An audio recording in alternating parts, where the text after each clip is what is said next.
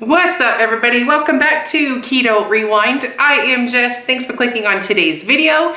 I have a fun, quick, short, simple, to the point video that will help you either get your journey going, maybe help you get through a rough patch in your journey, and just basically 5 easy tips to get your momentum going when you're trying to rewind your health.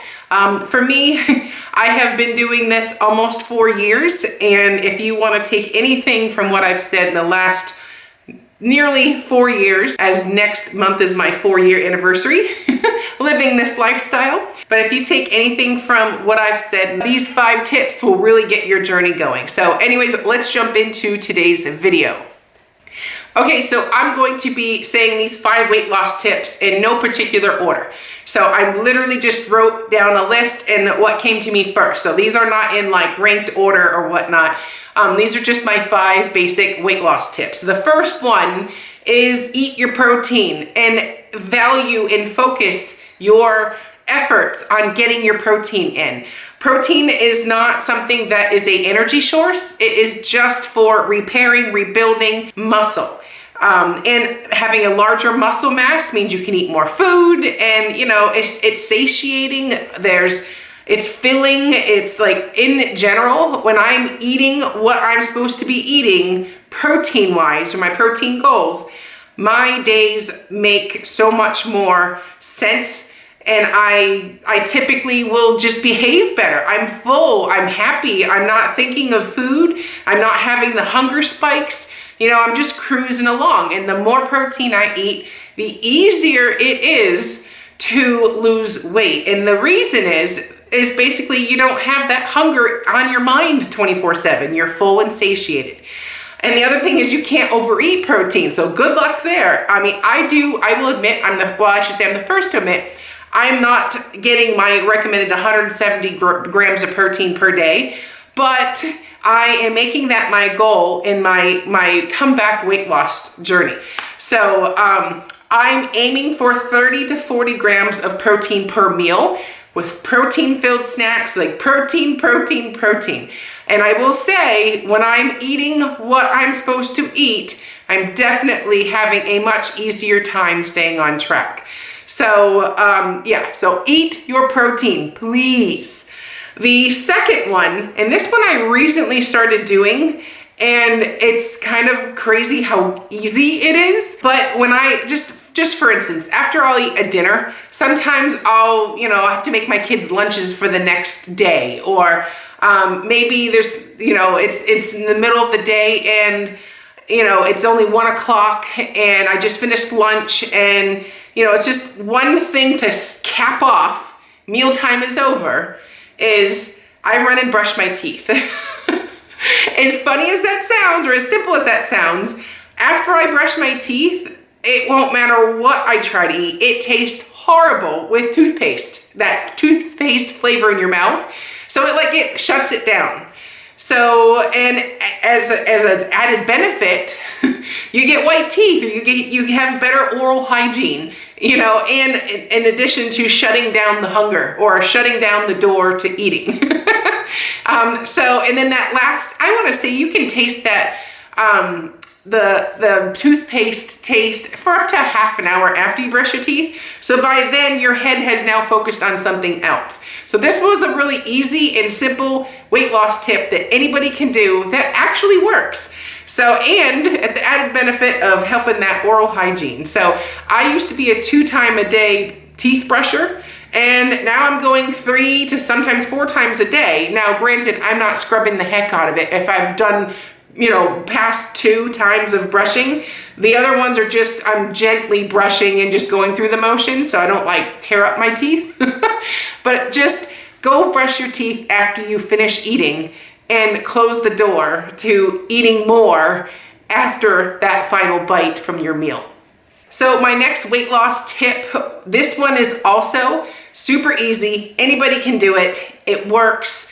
It's easy to do, yet it's kind of hard if you're not this type of a person, but you can be with just a simple addition of adding water to your diet. Carry one of those jugs of water around, sip on it throughout the day. So this portion of the video is sponsored by Element Electrolytes.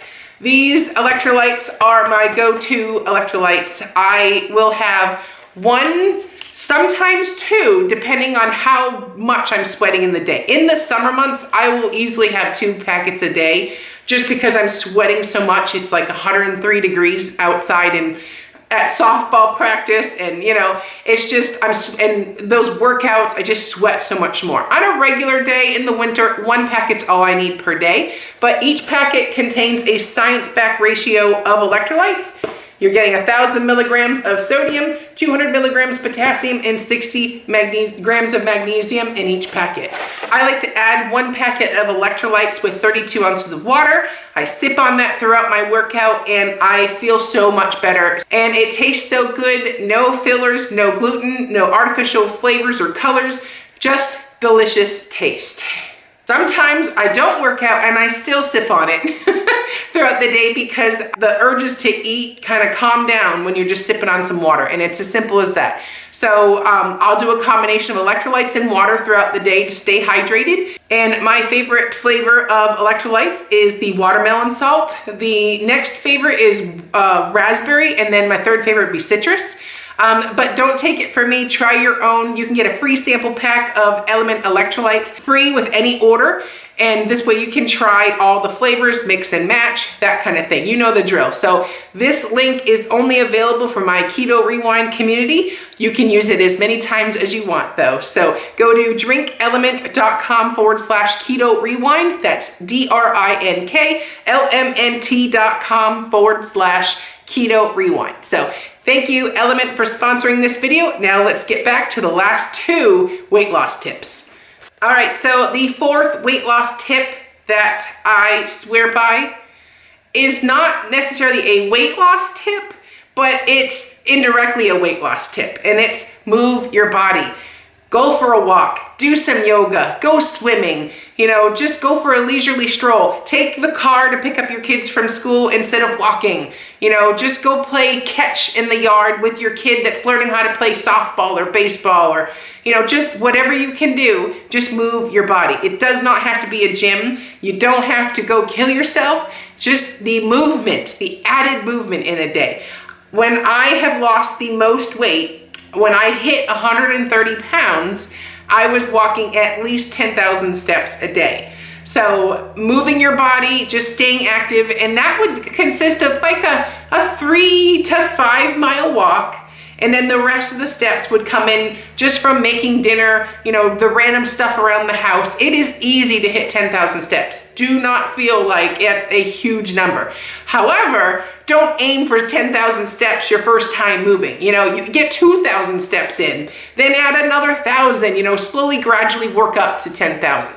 However, I will say that once you start moving, that the endorphin goodness, that release of endorphins that make you feel so good, never make you regret moving your body. So for me, I like to go for walks and I like to do strength training. So do not discount the power that moving your body can do for your mental health. And when your mental health is not so stressed, your cortisol levels are lower, your body can lose the weight that you're trying to do. You know, so this video is basically give you all those tools to get you lined up so that your body is able to drop the weight as easy and fast as possible.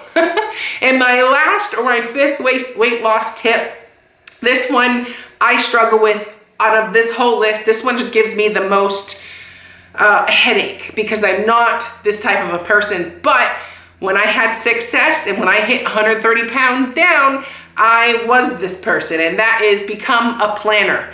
I am a type B person. I hate living with structure and all this stuff. I like to be spontaneous and, you know, just go with the flow and go with the wind and, you know, whatever I feel like doing in that moment. Well, I can't lose weight that way.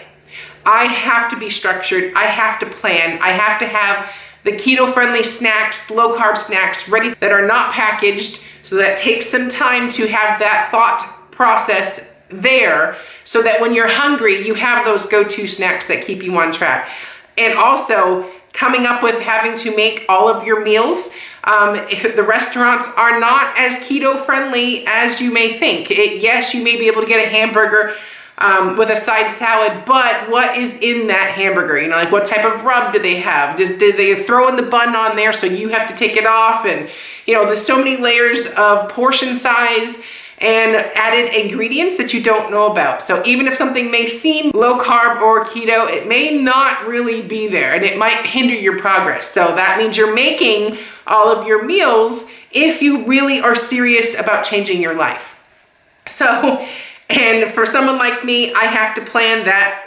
I should say this. My tip was how I got myself like the happy medium was, okay, I'll just plan it in the morning, the day of. So when I wake up in the morning and I'm sipping my coffee, I plan my meals for that day. And then I make sure that I have those ingredients in the house, because I'll just, while I'm pouring my coffee and getting, you know, my morning routine, I'll briefly look through the fridge and see what vegetables I have. And then I go make my menu based off of that.